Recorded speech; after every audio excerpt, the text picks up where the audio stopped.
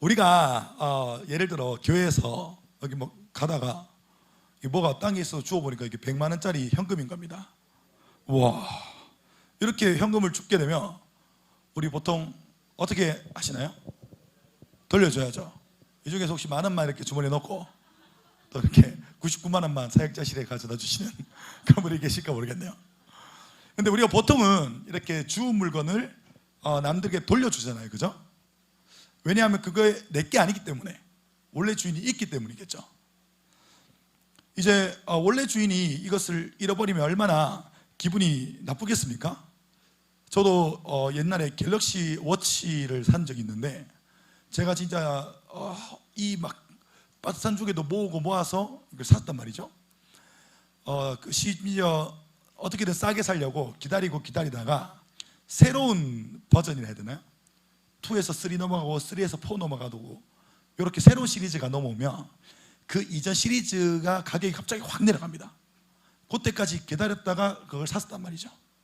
근데 그걸 사고 나서 제가 이것만은 절대 잃어버리지 않겠다, 손에 차고 다닌 거잖아요. 절대 잃어버리지 않겠다 했는데 2주 만에 잃어버린 겁니다, 이거를. 그래서 2주 만에 잃어버렸을 때 이제 뭐 속으로 생각했어요. 제발 누군가가 이걸 주워서 나한테 가져다 줬으면 좋겠다. 내 힘으로 못 찾으니 지나가다가 이거 누구 거지 하고 봤는데 마침 이게 나에게 들어왔으면 좋겠다, 이런 생각을 정말 간절히 해본 적이 있었습니다. 우리가 우리의 것을 잃어버리고 또 없어지고 이러면 기분이 나쁘지 않겠습니까? 내게 아니니 그 사람의 마음을 이해하니 우리가 이 물건을 주우면 그 사람에게 돌려주려고 하죠. 제가 요달 교사 때 해피스쿨 하면서 이제 거기 앉아있는 친구들에게 그 전주에 기도한 것들 중에 기도 응답을 물어봤습니다. 근데 그 중에 한 친구가 이런 얘기를 하더라고요. 저는 오늘 학교 오기 전에 침대에 앉아서 만 원을 달라고 하나님께 기도했어요. 근데 길을 가다가 버스 정류장 근처에서 만 원을 주운 거예요. 그러고 너무 놀라서 땡큐 갓 이러고는 제가 다 썼어요, 이렇게 하더라고요. 제가 그 이야기를 들으면서 그럼 그걸 잃어버린 사람은 어떻게 되는 거지? 이런 생각이 좀 드는 거죠. 그리고 나서 이제 그 친구한테 그래도 이제 기도해서 그거를 이제 얻었지만 어쨌든 그거는 남의 것이니 이걸 주인을 찾아주려고 노력해야 된다, 이렇게 얘기를 해줬습니다. 나의 소중한 물건을 잃어버리면 기분이 나쁩니다. 그래서 잃어버린 것, 그리고 사라진 것, 주인이 없는 것은 주인을 되찾아줘야겠죠. 이 세상 모든 사람들은 하나님의 것입니다. 하지만 모두가 하나님의 소유처럼 살고 있지는 않습니다. 사람 또한 자신의 목적을 잃고 방황을 하게 되는데, 그때 그 영혼을 원래의 주인인 하나님께로 되돌려 놓는 삶, 되돌려 줄 수 있는 삶, 그것이 귀하고 가치로운 인생이 아닐까 한번 생각해 봅니다. 자신이 있어야 할 곳을 찾아가는 것, 그것이 은혜에 받을 수 있는 그런 하나의 열매이자 하나의 은혜라고 저는 생각합니다. 오늘 말씀은 예수님께서 대중들에게 나서서 하는 첫 설교의 내용입니다. 예수님께서 성경을 받으시고 이제 대중들 앞에서 처음으로 이제 말씀을 인용하며 하는 설교, 그런 첫 설교의 내용이 바로 누가복음 4장 16절에서 21절까지 말씀이죠. 오늘 내용을 다시 한번 읽어보겠습니다. 16절에서부터 19절 말씀인데 한번 읽어보도록 하겠습니다.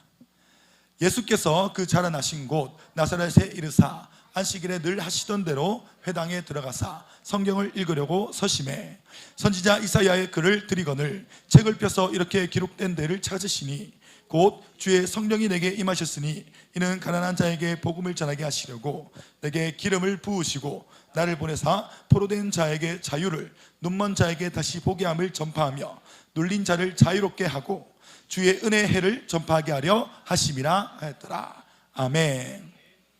예수님은 평소 하시던 대로 예배를 위해 회당으로 들어가셨습니다. 그곳에서 성경을 읽고 난 후에 사람들 앞에 갑자기 딱 서가지고 이렇게 이야기하시는 겁니다. 하나님의 은혜가 선포되었도다, 오늘 이렇게 말씀하셨습니다. 사람들은 이런 예수님의 설교 말씀에 너무 놀랐습니다. 이때까지만 해도 사람들은 예수님이 평범한 목수의 아들이라고 생각했거든요. 예수님이 선포하시는 말씀은 너무나 놀라웠습니다. 그 말씀에 힘이 있고 들을수록 빠져들었습니다. 사람들 중에는 이렇게 놀라운 이야기를 들려준 저 사람은 목수의 아들 예수가 아니냐, 이런 말을 한 사람도 있었다 합니다. 그렇게 놀라운 말씀의 내용이 바로 18절 19절 말씀인 것이죠. 이 말씀은 우리가 훈련에서 또 행복 모임에서 자주 듣던 말씀입니다. 예수님은 복음을 전하면 포로된 자가 자유를, 눈먼 자가 다시 보게 되고 눌린 자가 자유롭게 된다는 내용의 말씀을 선포하셨습니다. 이 말씀은 예수님이 갑자기 생각해서 하신 말씀이 아닙니다. 그런 말씀이 아니고 이사야서에 이미 기록된 말씀입니다. 참고 구절 이사야서 61장 1절 2절인데요, 한번 다 같이 읽어보도록 하겠습니다. 주 여호와의 영이 내게 내리셨으니 이는 여호와께서 내게 기름을 부으사 가난한 자에게 아름다운 소식을 전하게 하려 하심이라. 나를 보내사 마음이 상한 자를 고치며 포로된 자에게 자유를, 갇힌 자에게 노임을 선포하며 여호와의 은혜의 해와 우리 하나님의 보복의 날을 선포하여 모든 슬픈 자를 위로하되. 아멘. 예수님께서는 이사야서에 기록된 말씀을 그대로 인용하여 말씀하셨습니다. 그 이유는 이사야서에 예언되어 있는 은혜의 해, 그 구원의 날, 오늘 그 은혜의 해와 구원의 날의 주인이 바로 예수님 그 자체이시기 때문입니다. 이사야서에 기록되어 있는 예수님은 심판의 주인이시며 구원의 주체이십니다. 그렇게 예수님은 굳이 새로운 말씀을 만들어 오신 것이 아니라 본인을 나타내고 있는 선지자의 말씀을 끌고 이 말씀이 지금 이 자리에 이루어졌음을 선포하셨습니다. 예수님이 선포하시려고 하시는 은혜해는 무엇일까요? 18절 말씀의 문자 그대로 그냥 자유를 얻는다니까요. 이 부분을 우리가 제대로 이해하기 위해서는 희년이라는 이스라엘의 절기를 이야기해 보아야 합니다. 이스라엘의 특별한 절기 중 안식년과 희년이라는 것이 있습니다.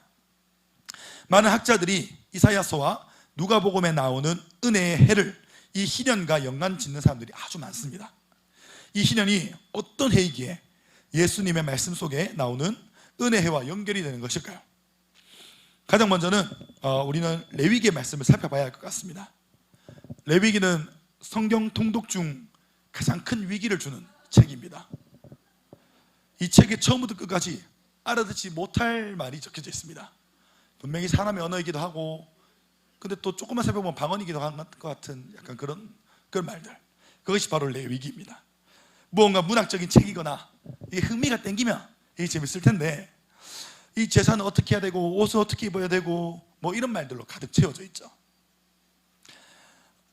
이렇게 지루한 레위기 안에서 하나님께서는 안식년과 희년에 관한 말씀을 남겨놓으셨습니다. 레위기 24장 8절에서 10절까지의 말씀을 읽어보도록 하겠습니다. 너는 7 안식년을 계수할지니 이는 7년이 7번인 즉 안식년 7번 동안 곧 49년이라. 7째 달 열흘날은 속죄일이니 너는 뿔납할 소리를 내되 전국에서 뿔납파를 크게 불지며 너희는 50년째 해를 거룩하게 하여 그 땅에 있는 모든 주민을 위하여 자유를 공포하라. 이 해는 너희에게 희년이니 너희는 각각 자기의 소유지로 돌아가며 각각 자기 가족에게로 돌아갈지며. 아멘. 네, 그러니까 안식년이 있습니다. 안식년은 7년마다 돌아오고요, 말씀을 보니 7년째 7월 10일 날 뿔납파를 불어서 이 안식년을 선포하라 했습니다. 이 안식년은 토지, 그러니까 땅이죠. 땅이 이제 원래 주인이 아니라, 원래 배정받은 그 주인이 아니라 다른 사람들에게 팔리거나 이렇게 넘어갔을 때 그때 원래 주인에게로 돌아가는 그런 날인 겁니다. 그리고 희년은 50년마다 나옵니다. 그러니까 안식년이 7년마다 있지 않습니까? 그래서 이 7년마다 있는 이 안식년이 7번 반복이 되는 7번째 해에는 희년이라고 불렀던 것입니다. 이 희년은 토지뿐만 아니라 사람, 집, 그러니까 원래 제자리에 있지 않던 그 모든 것들이 다시 원래 자리로 돌아가는 그런 날인 것입니다. 희년은 생존을 위해 종이 되었던 사람들, 또 생존을 위해 무언가를 팔았던 사람들, 그런 사람들이 다시 자기 원래 있을 자리, 자신의 가족들에게로 돌아갈 수 있는 그런 날인 것입니다. 그런데 지금 우리가 가지고 있는 자유주의 시장 원리에 따르면 이게 정당한 대가를 지불하고 산 토지와 집, 사람인데 왜 아무런 대가 없이 희년은 돌려보내야 했던 걸까요? 그 이유는 이 모든 것이 바로 하나님께서 소유하고 계시는, 그러니까 우리의 모든 것, 이 세상의 모든 것은 주인이 바로 하나님이시기 때문입니다. 레위기 25장 23절 말씀을 다 함께 읽어보도록 하겠습니다. 토지를 영구히 팔지 말 것은 토지는 다 내 것임이라. 너희는 거류민이요 동거하는 자로서 나와 함께 있느니라. 아멘. 이것은 하나님께서 우리가 가지고 있는 그 소유물을 맡기셨다는 겁니다. 이 세상에 있는 모든 것은 다 하나님의 것입니다. 우리는 그것을 맡고 있는 사람일 뿐인 것이죠. 그러니 이것을 우리 임의대로 팔지 말라고 합니다. 왜냐하면 그 토지가 지금 내게 있는 것, 이 물건이 내게 있는 것은 우리가 보기에는 아무것도 아닌 것처럼 보이지만 하나님의 시선에서는 이유와 목적이 있기 때문인 것입니다. 우리가 볼펜다워야 볼펜처럼 사용되어서 볼펜다워질 수 있는 거 아니겠습니까? 그죠? 이 볼펜으로 이제 막 사람을 찌르거나 볼펜으로 때리거나 이제 볼펜으로 이제 코를 파거나 이러면 이게 볼펜답지 않지 않습니까? 그죠? 그러니까 이제 이 세상에 있는 모든 피조물들, 이 세상에 있는 모든 창조물은 하나님께서 주신 원래 본연의 목적과 또 그 모습이 있다는 것입니다. 하나님께서는 내가 의도하고 만든 이 소유물, 내가 의도하고 만든 이 무언가, 이 창조물에 대해서 이 모습 그대로를 지켜달라고 오늘 우리에게 말씀하고 계시는 것입니다. 또 희년에는 아까 얘기했듯이 토지뿐만 아니라 종되었던 사람들도 원래 자신의 집으로 돌아갈 수 있었습니다. 하나님은 이 부분에서 이렇게 말씀하십니다. 레위기 25장 54절 55절 말씀을 읽어보도록 하겠습니다. 그가 이같이 속량되지 못하면 희년에 이르러는 그와 그의 자녀가 자유하리니 이스라엘 자손은 나의 종들이 됨이라. 그들은 내가 애굽 땅에서 인도하여 낸 내 종이요 나는 너희의 하나님 여호와이니라. 아멘. 하나님께서는 이스라엘을 나의 종이라 이야기합니다. 이스라엘 모든 사람들은 하나님의 종입니다. 이 땅 가운데 살아가고 있는 모든 사람들은 하나님의 사람입니다. 그러니 그 사람의 자유, 그 사람의 그런 무언가의 쓰임새, 이것을 사람이 결정할 수 없다는 것입니다. 하나님께서 그 특별한 목적을 가지고 오늘 우리를 창조하신 것입니다. 그러니까 어떤 많은 사람들이 너는 바보야 할지라도 하나님의 시선 속에서 나는 바보가 아니고 내가 만들어진 그 창조의 원형 안에서는 나는 아주 엄청난 사람이라는 것입니다. 그렇기 때문에 모든 사람은 자신의 소유권을 하나님께로 다시 양도해야 합니다. 하나님은 우리에게 자유의지를 주셨지만 우리는 그런 자유의지로 하나님께 돌아오기를 간절히 기다리고 계시는 것입니다. 또 하나님은 우리의 가장 올바른 모습을 회복할 수 있는 기회를 주셨습니다.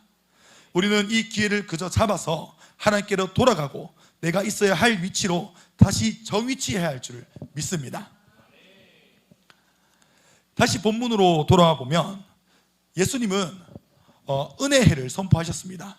예수님은 이 은혜의 해에는 가난한 자에게 복음이 전해진다고 합니다. 가난한 사람은 과연 누구일까요? 가난한 사람은 우리 그냥 문자 그대로 돈이 없는 사람일 수도 있겠죠. 매일매일 생존을 위해 그냥 애처롭게 이 물질에 매여 살아가는 그런 사람일 수도 있습니다. 하지만 가난한 사람은 돈이 없는 사람이 아니라 바로 하나님이 없는 사람, 복음이 없는 사람이 가난한 사람인 것입니다. 진짜로 부유한 사람은 자신의 원래의 모습을 회복하고 영적 질서를 회복한 사람이 부유한 사람인 것입니다. 그렇게 세상 모든 사람들은 가난한 사람들입니다. 이러한 사람들에게 복음이 전해지고 복음으로 인해 포로된 자에게 자유가, 눈먼 자에게는 다시 보게 됨이 선포되었습니다. 예수님이 오시기 이전에는 이 희년을 경험하기 위해서는 50년의 시간을 기다려야 했습니다. 내가 회복되고자 해서 회복과 구원을 누릴 수 있는 것이 아니었습니다. 50년의 세월을 기다려야 한다면 이것은 너무나 고통스러운 시간일 것입니다. 제가 다이어트를 성공하기 위해서 50년이 걸린다. 그럼 참 진짜 그냥 이대로 계속 살 것 같습니다. 다시 요요가 오지만 그럼에도 불구하고 도전하는 것은 내 머릿속에는 이 다이어트가 한 3개월 만에 끝날 것이라는 믿음이 있기 때문에 언제나 다이어트를 계속할 수 있는 것이죠. 근데 다이어트가 50년 뒤에 성공이 되어진다. 그러면 그럴 바에는 나는 돼지로 살겠다, 오늘 이런 마음을 가지지 않겠습니까?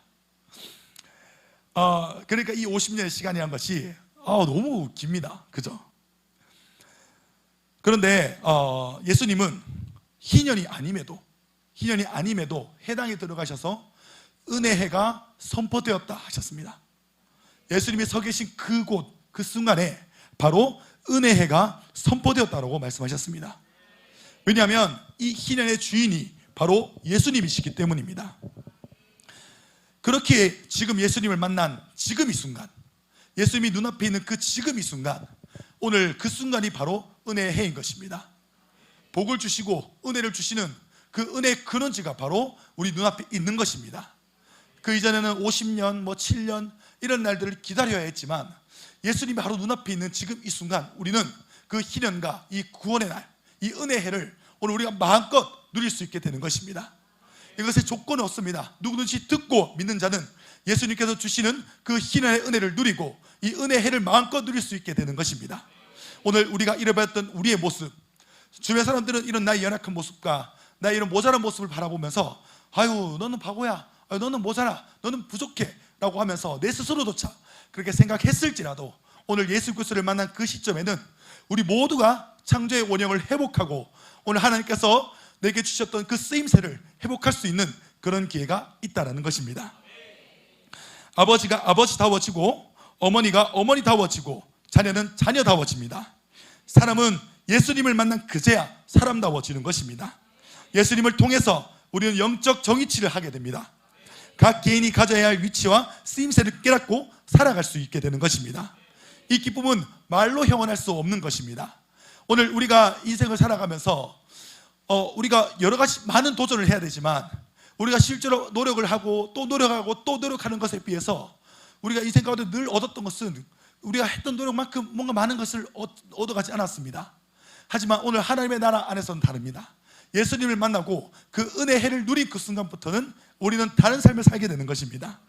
오늘 우리가 노력하고 하나님께 기도하며 또 우리가 애썼던 그만큼 하나님께서는 어떠한 방식으로든 우리에게 보상하시고 보답하시며 우리를 격려하시고 칭찬하십니다. 오늘 우리는 때로는 하나님께서 나를 연단하신다며 고난을 받을 수도 있고 또 때로는 하나님께서 복을 내리고 축복한다 하시면서 하나님께서 기쁠 수도 있습니다. 예수를 믿는다 그래서 우리가 고난이 없다는 것은 아니지만 예수님 안에 있으면 고난은 정말로 고난다워지고 그것이 정말로 연단이 될 것입니다. 우리가 예수님을 떠난 상태에서는 우리가 아무리 고난받더라도 그 모든 시간들은 그저 고통일 뿐입니다. 하지만 예수님 만난 지금은, 이 은혜의 해를 누리고 있는 지금은 우리가 당하는 여러 고난들, 여러 어려움들이 이제는 그냥 고난이 되는 것이 아니라 내 삶의 또 다른 스펙이 될 것이라는 것입니다. 사도 바울은 오늘 우리에게 이렇게 이야기합니다. 고린도후서 6장 2절 말씀인데요, 다 함께 읽어보도록 하겠습니다. 이르시되 내가 은혜 베풀 때 너에게 듣고 구원의 날에 보라 지금은 은혜 받을 만한 때요 보라 지금은 구원의 날이로다. 아멘. 예수 그리스도를 만난 그 시점이 바로 구원의 날입니다. 우리는 매일을 구원의 날, 은혜의 순간을 살아가고 있습니다. 이것이 가장 큰 축복입니다. 복음은 능력입니다. 우리를 변화시키는 변화의 능력입니다. 우리가 거부할지라도 이 복음의 능력은 오늘 우리를 계속해서 변화시켜 나아갈 것입니다. 복음에 젖어 들어가는 그 순간부터 우리는 하나님이 원래 계획하셨던 우리 스스로의 모습을 되찾아갑니다. 이전에는 넘어지고 깨어지던 그 순간들을 돌파하고 승리할 수 있게 되는 것입니다. 복음은 예수님의 십자가의 승리입니다.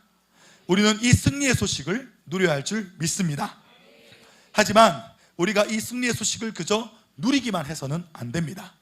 예수님은 우리에게 은혜의 해를 선포하시면서 동시에 모든 성도들에게 특별한 사명을 부여하셨습니다. 그것이 바로 이 은혜의 해를 선포하는 일인 것입니다. 하나님은 레위기에서 희년이 올 때에 나팔을 불어서 그것을 온 백성들에게 알게 하라 하셨습니다. 예수님 또한 우리에게 나팔의 역할을 감당해 주실 것을 말씀하셨습니다. 예수님은 모든 민족을 제자 삼으라고 하셨습니다. 우리는 복음을 통해 변화된 사람들입니다. 그렇게 우리는 모두가 복음의 빚진 자로서 이 은혜의 해가 바로 지금임을 온 세상에 알려야 합니다. 내일이 아니고 그 다음 해가 아니고 2년 뒤쯤에나 나에게 복이 올 것이다, 이것이 아니고 예수 그리스도를 볼 수 있는 지금, 예수 그리스도를 들을 수 있는 그 지금, 그것이 바로 지금 이 순간이 은혜의 해라는 것을 우리는 계속해서 알려야 하는 사람들이라는 것입니다. 이를 위해서 우리는 교회에만 머물러서는 안 됩니다. 탁상 공론하는 사람이 되어서는 안 됩니다. 영적인 감수성을 가지고 삶의 현장을 향해서 행복 모임을 열고 행복 모임을 확장시켜 나가야 합니다. 우리는 온 세상에 은혜해가 왔음을 알리는 책임이 있습니다. 고린도전서 9장 16절 말씀을 다 함께 읽어보도록 하겠습니다. 내가 복음을 전할지라도 자랑할 것이 없음은 내가 부득불할 일임이라. 만일 복음을 전하지 아니하면 내게 화가 있을 것이로다. 아멘. 바울은 복음을 전하지 않으면 화가 있을 것이라고 했습니다. 우리는 모두 은혜해를 경험하여 변화되고 회복되어진 사람들입니다. 복음의 빚진 자인 우리는 우리가 누린 이 회복의 은혜를 전하고 모두가 세상에서 나그네처럼 살아가고 있는 사람들을 하나님께로 정위치할 수 있도록 해야 합니다. 제가 어느 날 보았던 뉴스의 일부분인데요, 함께 보도록 하겠습니다. 네, 말씀을 듣도록 하겠습니다. 이 뉴스는 보시는 것과 같이 한국전쟁 당시 백마고지에 있었던 전투로 인해 사망한 국군의 유해를 발굴하여 가족들에게 되찾아주는 내용이었습니다. 이 유해 발굴을 통해서 많은 사람들이 아버지와 형제들을 되찾고 기쁨을 누렸습니다. 그들의 원래 자리는 가족들의 곁입니다. 하지만 사람들의 여러 가지 사정으로 인해서 자신의 원래의 자리를 되찾지 못하고 흙 속에 묻혀버리는 일을 겪게 되었습니다. 그 유골을 되찾은 것 정도로 사람들은 감격을 하였습니다. 이 유골을 되찾은 이 가족들은 여기에 눈물을 흘리고 기뻐하였습니다. 제가 이 백마고지 근처에 있었던 그 GOP 전선에 파견을 나가서 유해 발굴한다고 거기서 있었거든요. 실제로 유해 발굴도 도와주고 운전병으로 여러 가지 장비들도 실어주고 그렇게 했는데, 이것을 찾았다는 소식을 들은 그 가족들이 이제 전화 통화로 이렇게 우는 소리를 제가 이렇게 들은 적이 있어요. 옆에서 간부들이랑 이렇게 통하는 자리 옆에 있으니까.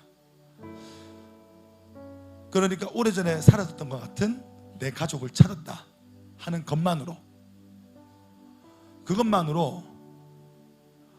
사람들은 기뻐 감격하고 눈물을 흘렸던 것입니다. 은혜해는 내가 원래 있어야 할 곳으로 돌아가는 날입니다. 은혜해는 잃어버린 것을 되찾는 날입니다. 이 은혜는 원래 주인에게로 갈 수 있는 날입니다. 오늘 우리는 이 예수 그리스도를 통해서 은혜를 경험하고 우리가 잃어버렸던 모습들을 되찾아가고 있습니다. 하지만 오늘 이 뉴스 영상에서 봤듯이 치열한 전투 끝에도 자신이 돌아가야 할 곳으로 돌아가지 못하는 사람들이 이 세상 가운데 많이 있습니다. 정말 전쟁을 치르듯 매일매일을 힘겹게 살아가지만 자신의 원래의 모습을 되찾지 못하고, 자신이 원래 있어야 할 곳을 되찾지 못하고, 자신이 원래 들었어야 할 칭찬과 자신이 원래 누렸어야 할 기쁨을 되찾지 못한 채 자꾸만 끊임없이 눈물과 고통 속에 살아가고 있는 사람들이 많다는 것입니다. 오늘 우리는 이 뿔나팔을 불어서 은혜를 선포하는 역할을 부여받았습니다. 이것은 우리가 좋든 싫든 모두가 부여받은 일입니다. 오늘 우리가 이 복음을 가지고, 이 변화의 능력을 가지고, 이 은혜의 증거를 가지고 우리의 삶의 현장 가운데 나아가서 아직까지도 자신의 것을 다 되찾지 못한 수많은 사람들에게 복음을 전해서 그 사람들이 마땅히 찾아야 할 것을 되찾게 해주는 그런 사람이었기를 간절히 소망합니다. 또 그렇게 살며 이 복음의 능력을 날마다 누리고 생명이 살아나고 일꾼이 세워지는 제2산의 역사를 매일매일 누릴 수 있는, 또 하나님께서 우리에게 주신 그 쓰임새답게 살아갈 수 있는 하루하루를 누릴 수 있는 우리 모두가 되기를 간절히 소망합니다.